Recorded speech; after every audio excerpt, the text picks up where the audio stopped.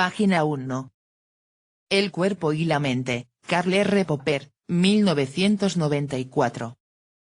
Escritos inéditos acerca del conocimiento y el problema cuerpo-mente.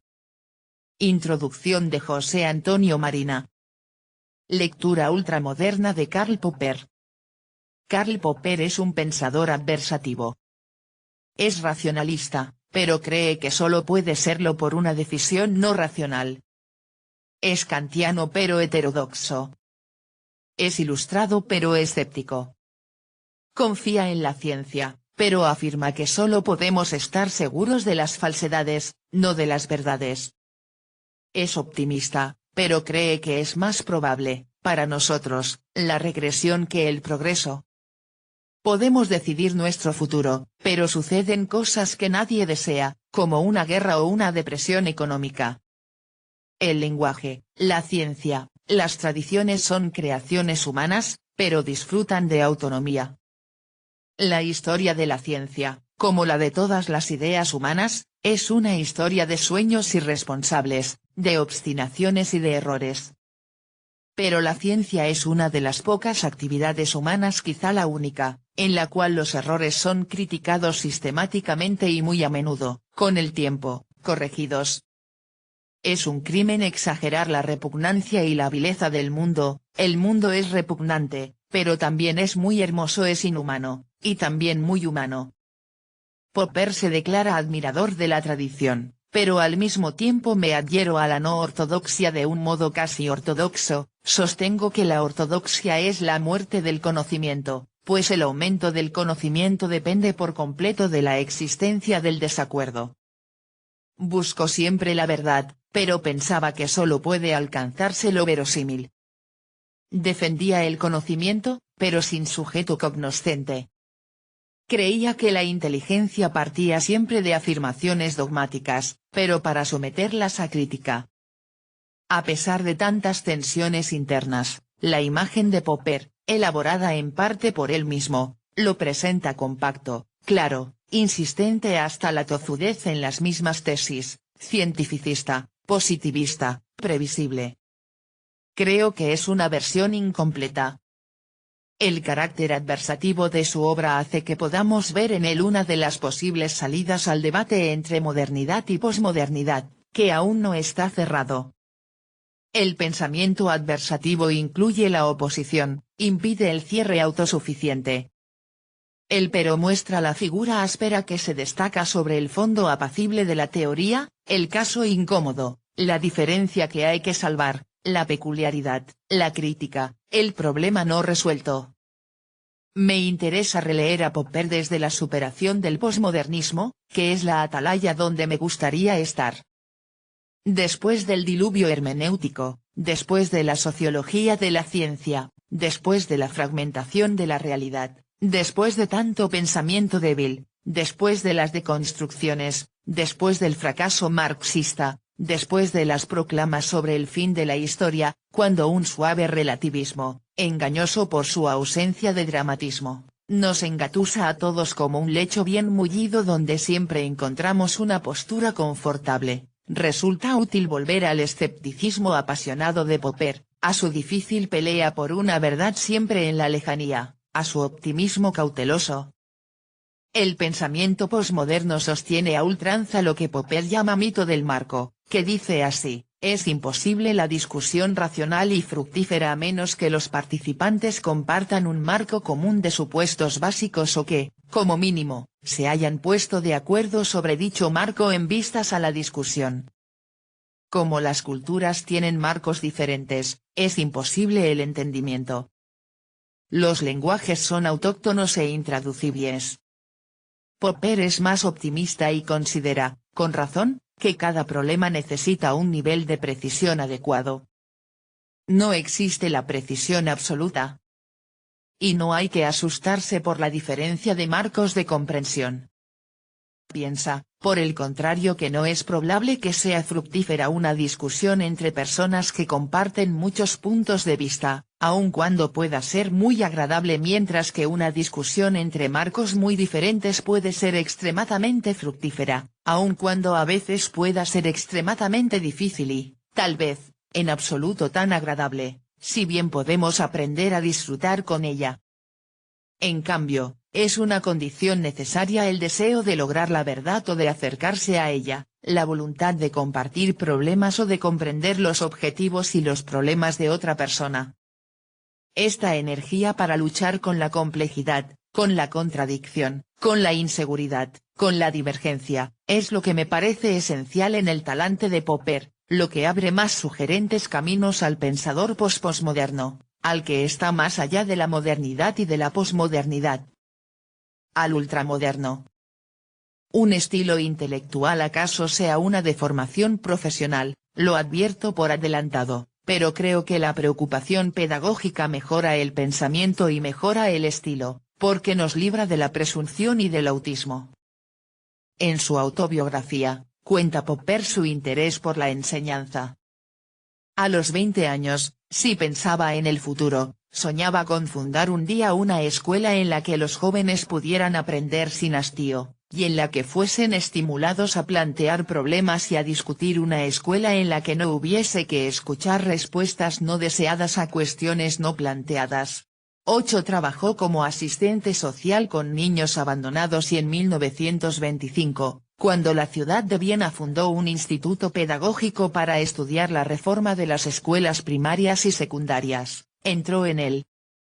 De sus profesores recordaba con admiración a Hans Sand, cada clase era una obra de arte dramática en su estructura lógica, ni una palabra de más de claridad perfecta. Esta es la palabra que resume el estilo de Popper, claridad. Incluso hablando de música, se refiere con entusiasmo a Bach porque, al comentar sus invenciones, dice que están escritas para que los amantes del piano aprendan cómo tocar claramente. Todos los filósofos deberíamos seguir sus consejos. Escribo como si alguien estuviera constantemente mirando sobre mi hombro y señalándome de continuo pasajes que no son claros. Por supuesto, sé muy bien que nunca se pueden anticipar todos los posibles malentendidos, pero creo que pueden evitarse algunos de ellos asumiendo que hay lectores que desean entender. Para mí, buscar la sencillez y lucidez es un deber moral de todos los intelectuales, la falta de claridad es un pecado y la presunción un crimen. En otro pasaje se burla del pensamiento oscuro. Hace muchos años acostumbraba a advertir a los estudiantes contra la difundida idea de que a la universidad se va para aprender a hablar y escribir de modo impactante e incomprensible. Aprenden inconscientemente a aceptar que el lenguaje extremadamente oscuro y difícil es el valor intelectual por excelencia. Si a quienes han crecido con este tipo de alimento se les presenta un libro escrito con sencillez y que contenga algo inesperado, discutible, o nuevo, normalmente lo encuentran difícil de entender, cuando no imposible. La crítica se hace más mordaz al referirse a Adorno. Adorno se opone conscientemente a la claridad. En algún sitio menciona incluso con aprobación que el filósofo alemán Max Scheler pidió más oscuridad mehr Dunkelheit, en alusión a las últimas palabras de Goethe, quien pidió más luz Merlich.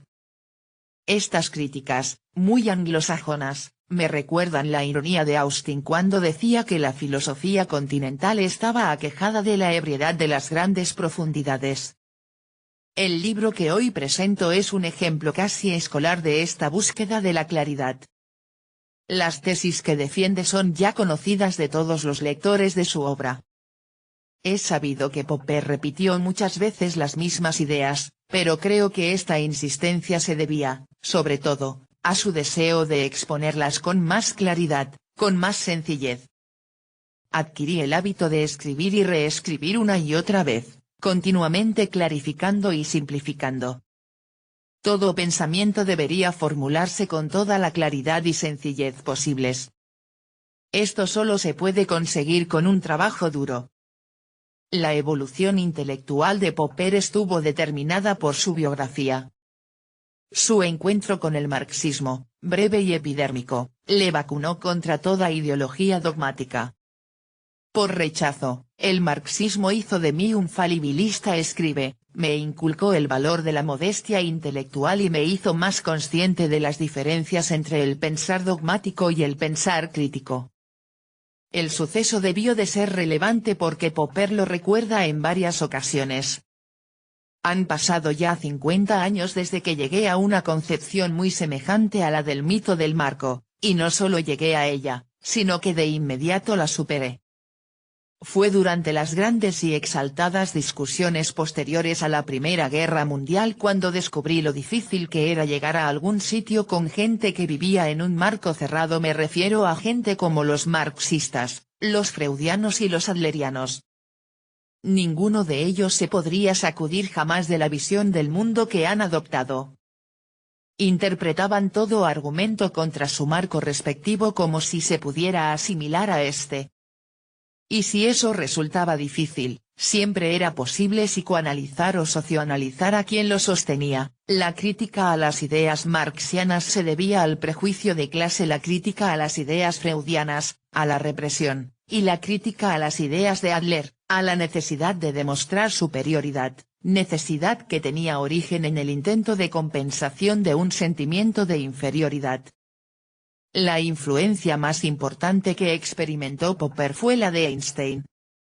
En primer lugar, porque la teoría de la relatividad había supuesto una superación de la física de Newton, pero asumiéndola, mejorando sus resultados, y esto ponía al descubierto esa dialéctica del pero a que antes me he referido.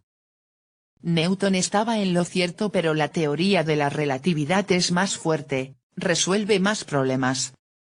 Einstein había expresado en un breve texto la grandeza y la humildad de la ciencia. No podría haber destino más grato para una teoría física que el que esa teoría señalase el camino para una teoría más comprensiva, en la cual sobreviviese como un caso límite. Esta altanera modestia me recuerda un texto de Rilke, quien habla de victoria. Mantenerse, eso es todo. En efecto, no hay victorias definitivas en la ciencia. Lo importante es integrarse en la búsqueda sin término de la verdad.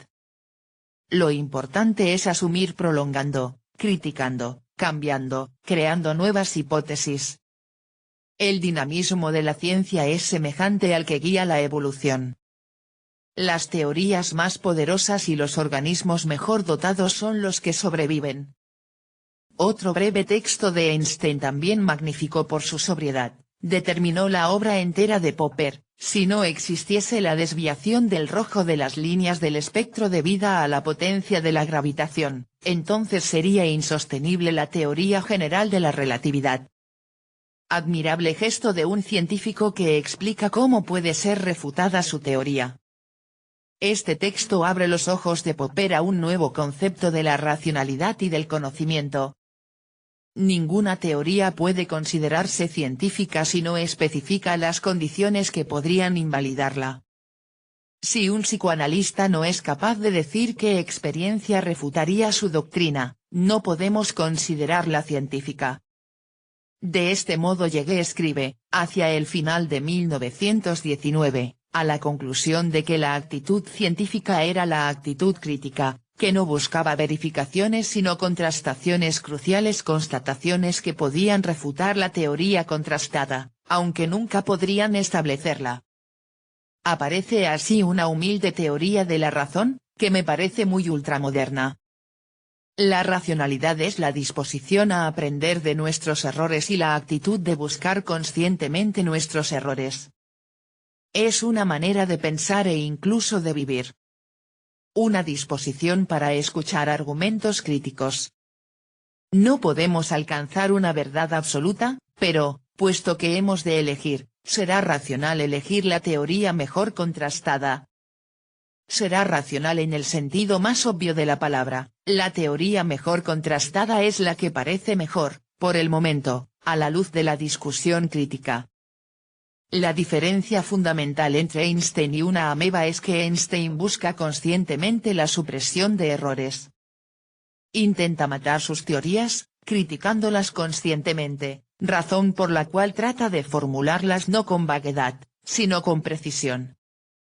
Mas la ameba no puede ser crítica frente a sus expectativas o hipótesis, no puede plantarle cara, forman parte de ella.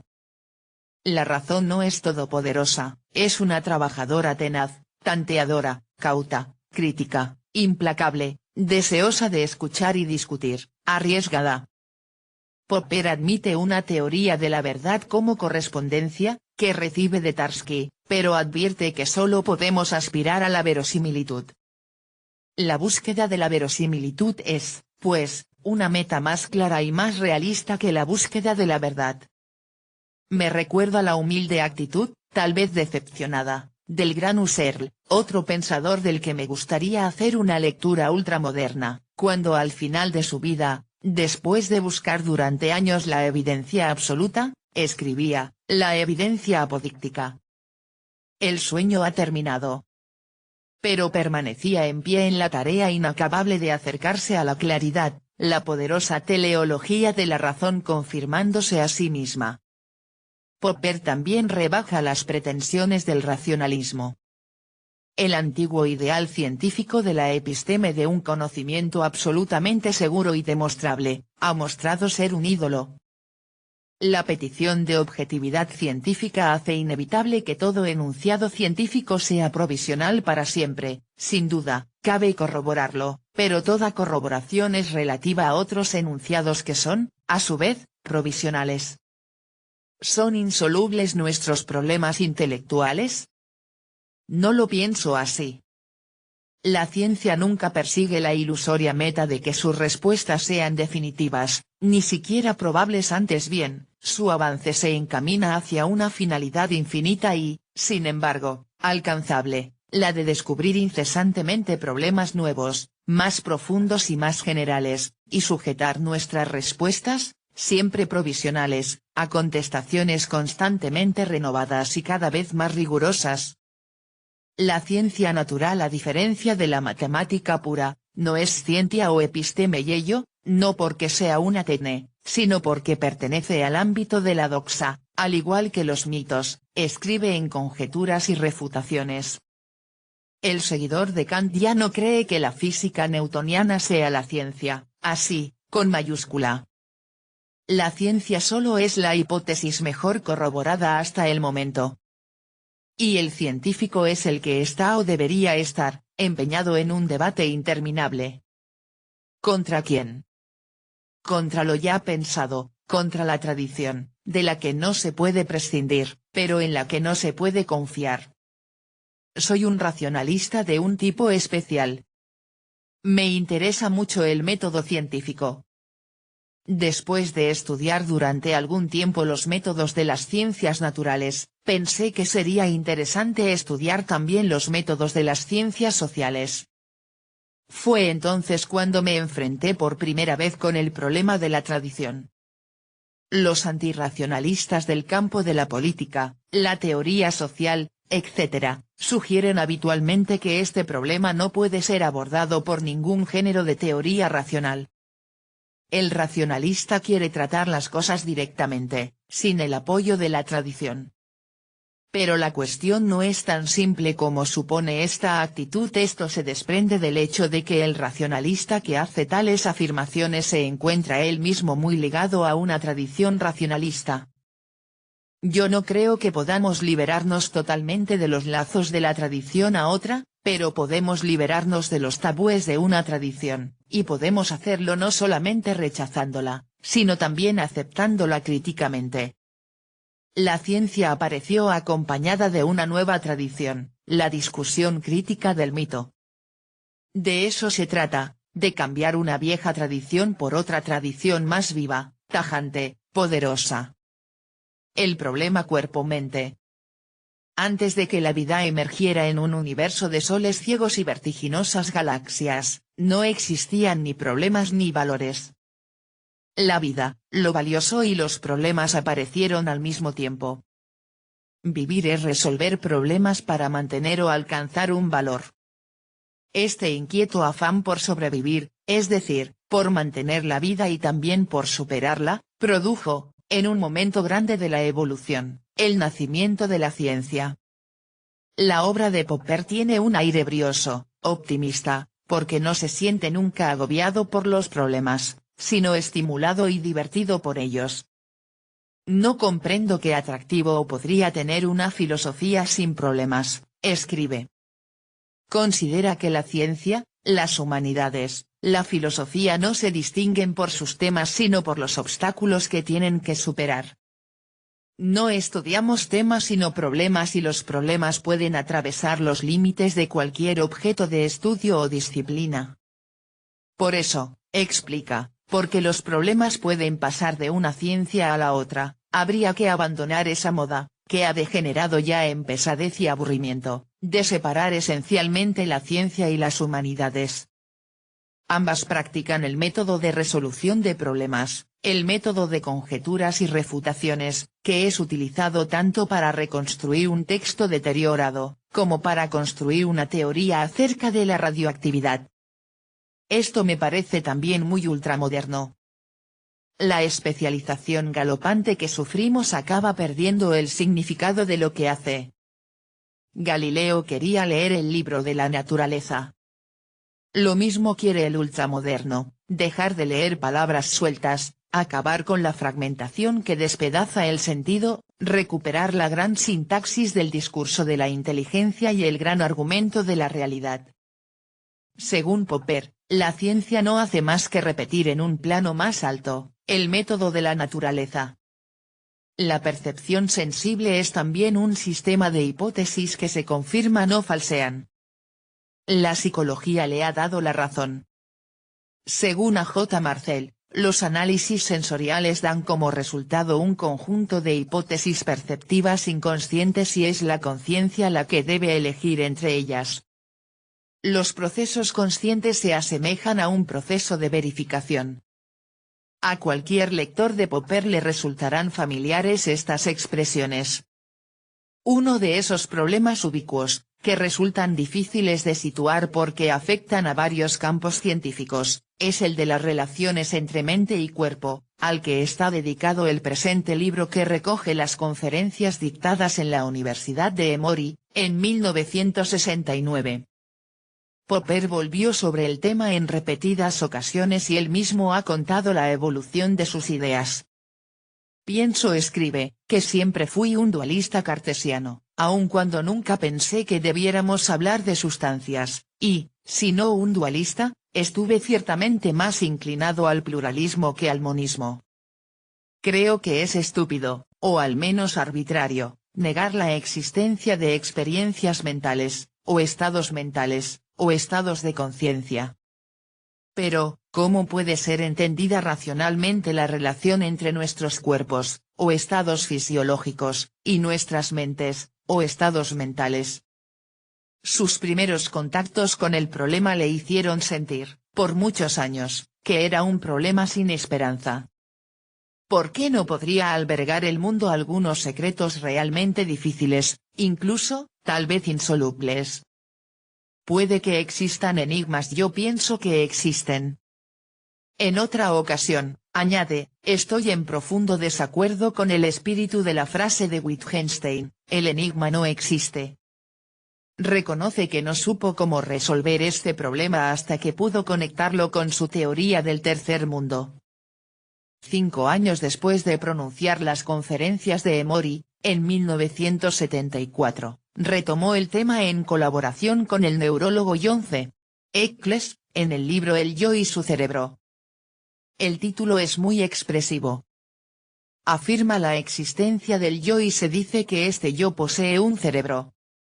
Para Popper, el problema mente-cuerpo tiene dos ramificaciones: 1, la relación entre estados fisiológicos y determinados estados de conciencia. 2, la aparición del yo y de sus relaciones con el cuerpo. Defiende una interacción entre la mente y el cuerpo, sin que resulte muy claro lo que entiende por mente. En inglés usa la palabra Mindconsciousness, pero, en alemán añade Seele, Geist. Así que mente, conciencia, alma y espíritu aparecen mezclados sin demasiada precisión. Popper tenía alergia a las definiciones terminológicas. ¿Cómo es producido el fenómeno de la conciencia por los procesos neurobiológicos del cerebro? El asunto está en el candelero desde que la psicología ha vuelto a aceptar los fenómenos mentales. Tengo sobre la mesa el último número de la revista Science, 14397, dedicado a la neurociencia cognitiva. Se celebran congresos sobre el tema, hay un boletín de correo electrónico, llamado Psyche, con base en Australia, se publica un Journal of Consciousness Studies. Pero, a mi juicio, a pesar de tan frenética actividad hemos progresado muy poco. Churland, Crick, Penrose, Edelman, Searle, Dennett, Poggio, Damasio, Libet, Nagel, Fodor, y muchos otros han hablado recientemente sobre el problema mente-cuerpo, sin que tengamos todavía una teoría ampliamente aceptada. Las opiniones son dispares, no solo en los detalles sino en los marcos teóricos más amplios. En 1994 más de 300 investigadores se reunieron en el Centro de Ciencias de la Salud de la Universidad de Arizona, en una conferencia titulada Hacia una base científica de la conciencia. En ella se pudieron escuchar teorías que describían la mente humana como fluctuaciones cuánticas de la energía del vacío del universo, como la activación caótica de grandes grupos de neuronas, o como la acción de microtúbulos cuánticos. Los cognitivistas, por su parte, se sirven del lenguaje informático. Para Dennett, las mentes humanas conscientes son máquinas virtuales más o menos seriales implementadas de forma ineficiente, sobre el hardware paralelo que la evolución nos ha legado. Según Searle, admitir que los procesos cerebrales causan los estados conscientes es un nuevo dualismo basado en una errónea concepción de la causalidad.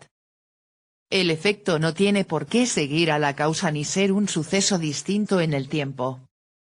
Mi estado actual de conciencia está causado por procesos cerebrales de nivel inferior, pero este estado no constituye una entidad distinta de mi cerebro, constituye más bien un rasgo de mi cerebro en el momento presente.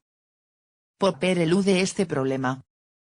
A veces habla solo de la mente como experiencia consciente, pero en otras ocasiones la considera un órgano que produce objetos culturales. Acepta, aunque simplificándola, la distinción hecha por Husserl entre noesis y noema, es decir, entre los acontecimientos subjetivos y los contenidos pensados. Al pensar en el concepto de triángulo, cada uno de los lectores estará realizando un acto personal, una noesis, pero lo que estamos pensando todos, el triángulo, el noema, es lo mismo. El contenido nos supera, goza de autonomía. Saber todo lo que encierra ese concepto nos obligaría a desarrollar la trigonometría entera. Los geómetras descubren las propiedades del triángulo, y los matemáticos las propiedades de los números. Este es el factum que Popper pone al comienzo de toda su reflexión sobre la mente y el cuerpo. Propongo, para empezar, que consideremos con toda ingenuidad a la mente humana como si fuera un órgano corporal altamente desarrollado, y que nos preguntemos, ¿cómo podemos hacerlo con respecto a un órgano sensorial, en que contribuye al mantenimiento del organismo? El enfoque evolutivo le permite alejarse del pantanoso territorio de las relaciones concretas entre cerebro y conciencia. Defiende una teoría de la evolución emergente a través de la resolución de problemas. Admite 3 niveles de adaptación: genético, conductual y científico. En todos ellos se da un mismo mecanismo de adaptación, un problema desencadena una serie de tentativas de solución, entre las cuales se elige la mejor. Esa solución plantea nuevos problemas y la historia continúa indefinidamente. Resumiré mi tesis. En los 3 niveles a los que me he referido, el genético, el conductual y el científico, operamos con estructuras heredadas que han sido transmitidas por la instrucción, ya sea a través del código genético, ya sea a través de la tradición. En los 3 niveles, los cambios en los ensayos hacen surgir nuevas estructuras y nuevas instrucciones desde dentro de la estructura, a través de ensayos tentativos, sometidos a la selección natural o a la eliminación del error. La teoría de los 3 mundos es ya suficientemente popular y en este libro vuelve a explicarla de manera muy sencilla. El mundo 1 está compuesto por los cuerpos físicos. El mundo 2, por los estados mentales. El mundo 3 es el conjunto de productos de la mente humana. Solo podemos comprender el mundo de las experiencias mentales a partir de los contenidos del mundo 3. ¿De dónde saca esta curiosa idea? Considera que hay muchos grados de conciencia, pero solo va a ocuparse de lo que llama plena conciencia o sentimiento del yo. La tesis principal es que el ego, el yo o la conciencia de la propia identidad emergen en la evolución de la especie junto con las funciones superiores del lenguaje, es decir, junto a la creación de los contenidos del mundo 3. En segundo lugar, los efectos que producen el mundo 3 y el mundo 2, los contenidos culturales y los estados mentales, le permiten afirmar que tanto uno como otro son reales. Popper tiene una idea de la realidad que a mí me parece confundente. La realidad, sin más, prima facie, son las cosas materiales.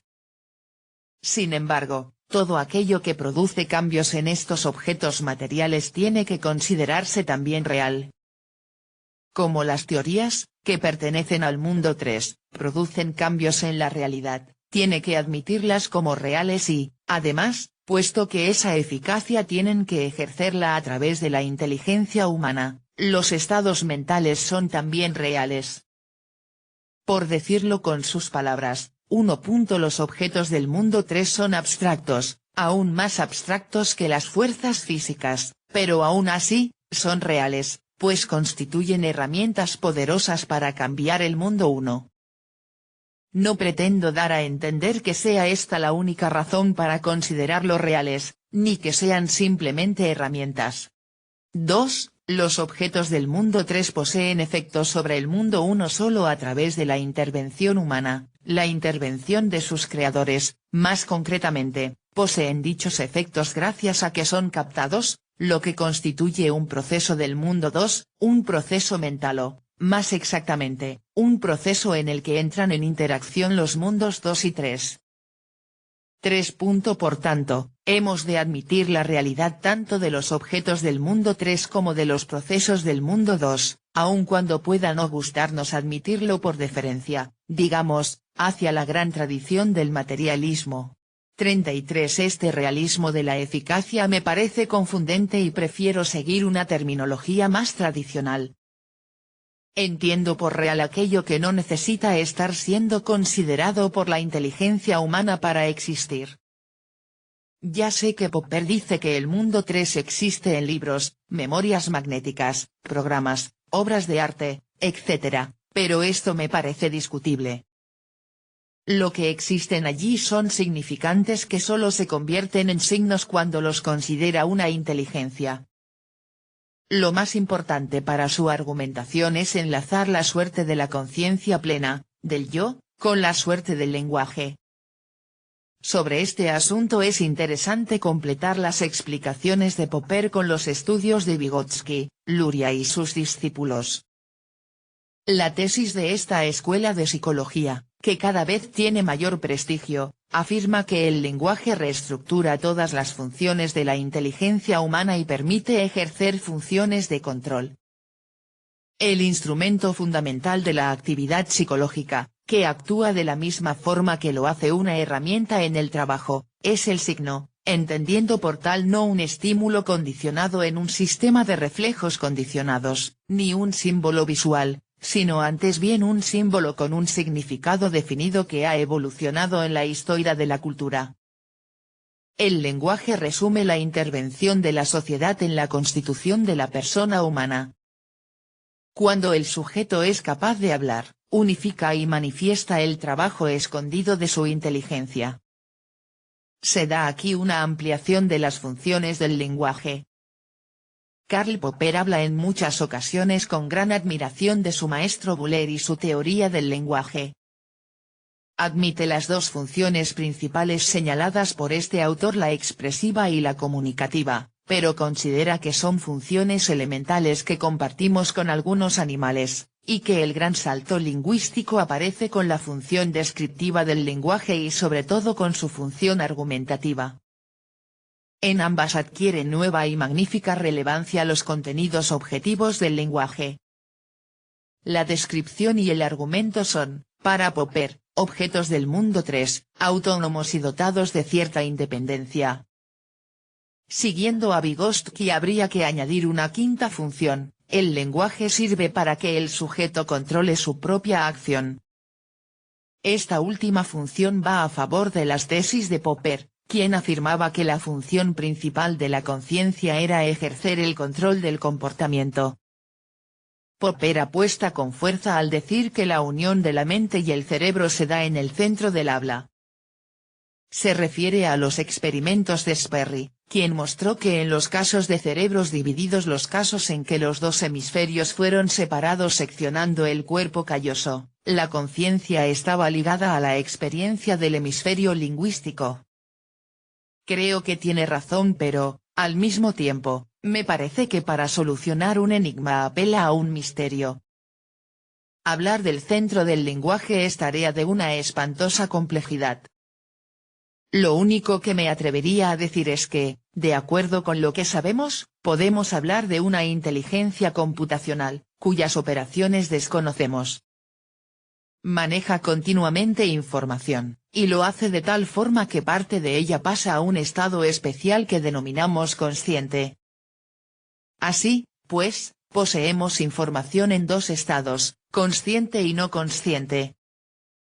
Lo asombroso es que nuestra inteligencia ha aprendido a guiar su acción por esa información en estado consciente, liberándose así de un automatismo incapaz de acomodarse a lo nuevo.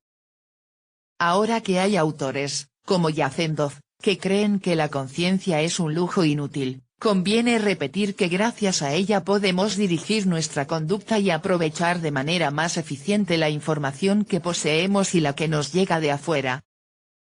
Y eso lo hacemos utilizando el lenguaje, la gran herramienta para la humanización. En esto también tenía razón Popper. Despedida. Comencé este prólogo pidiendo una recuperación de Popper. El posmodernismo ha creado un concepto monstruoso de la razón y después le ha sido fácil criticarlo, propugnando otros modos de pensar, otras figuras históricas de la inteligencia.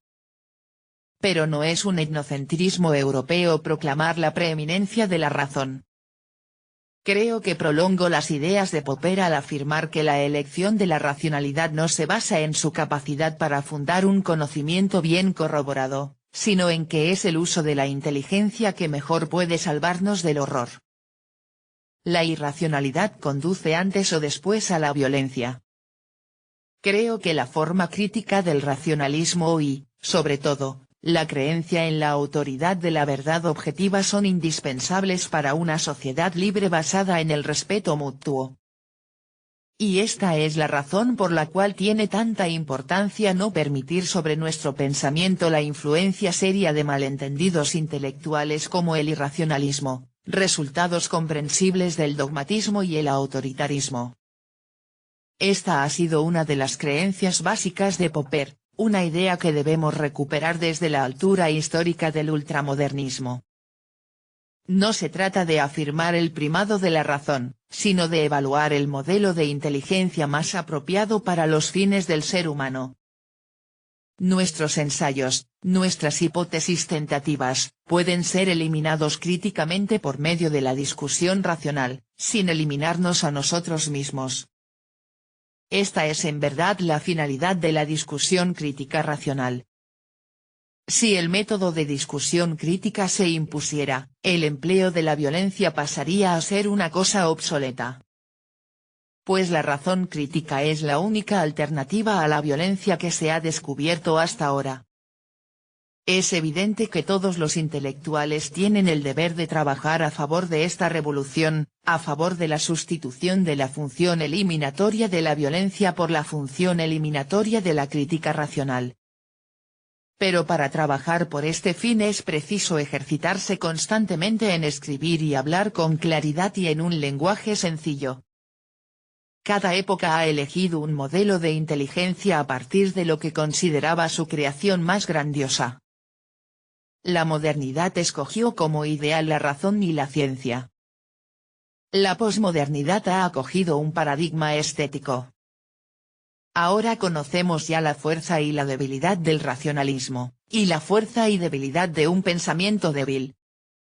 Cómo integrar la razón y el sentimiento, lo universal y lo concreto, las generalidades y las diferencias, la norma y el caso, las verdades y los valores. Quiero pensar que ha llegado la hora de un nuevo modelo, capaz de alcanzar todas esas metas integradoras, al que me gustaría llamar paradigma ético de la inteligencia. Pues bien, como hemos visto, la última valoración que hace Popper de la razón la hace desde la ética. Su meta no es el conocimiento, sino la felicidad. Por esto creo que merece una lectura ultramoderna. José Antonio Marina. Agradecimientos. Este volumen es la segunda compilación realizada a partir de mis trabajos entregados en la Hoover Institution de Stanford, California. Una vez más estoy en deuda con mi amigo el Dr. Werner Baumgartner y con la Janus Foundation por permitir al Dr. Mark Noturno y a su mujer Kira editar y revisar minuciosamente estas conferencias. Les expreso mi agradecimiento a ambos por su gran esfuerzo e incansable dedicación a esta difícil tarea. Raymond Meu y mi ayudante Melita Meu han realizado importantes sugerencias en relación con el texto y me han mantenido con vida mientras intentaba supervisar su producción. K. R. P. Kenley, 17 de marzo de 1994. Nota del autor, 1993. Los siguientes capítulos están basados en unas conferencias que dicté en la Universidad de Emory en 1969 sobre el problema cuerpo-mente. En ellas propongo una teoría de la interacción cuerpo-mente que relaciono con la emergencia evolutiva, el lenguaje humano y lo que desde mediados de los años 60 denomino Mundo 3. Con objeto de presentar la teoría es necesario proceder sistemáticamente y plantear algunas de las ideas que empleo en su presentación. Estas son, en particular, las ideas del conocimiento subjetivo y objetivo, la teoría de los tres mundos y algo sobre la evolución, la emergencia y las funciones del lenguaje. La presentación de estas ideas ocupará los primeros capítulos. Aunque he revisado exhaustivamente las conferencias tal como fueron pronunciadas, he decidido conservar la forma a fin de permitir una lectura fácil. A las conferencias originales les seguía una discusión. He intentado incorporar partes de estas en mis conferencias allí donde era apropiado y he añadido el resto, donde era relevante, como apéndices. Estas conferencias se desvían en parte, como ustedes podrán pronto comprobar, de lo que yo había planeado originariamente y de lo que en un principio anuncié. Esto se debe a que cambié el plan de mis conferencias cuando resultó evidente, durante la primera discusión y en las discusiones informales posteriores, que el público demostraba gran interés por el mundo 3. El mundo 3 constituye, en cualquier caso, una parte crucial de mi enfoque del problema cuerpo-mente, y mi tesis se puede expresar en pocas palabras del siguiente modo: con objeto de comprender la relación entre el cuerpo y la mente debemos reconocer en primer lugar la existencia del conocimiento objetivo como producto objetivo y autónomo de la mente humana y, en concreto, la manera en que utilizamos dicho conocimiento como un sistema de control para la resolución crítica de problemas. K. R. P. Kenley, 1993. Página 23.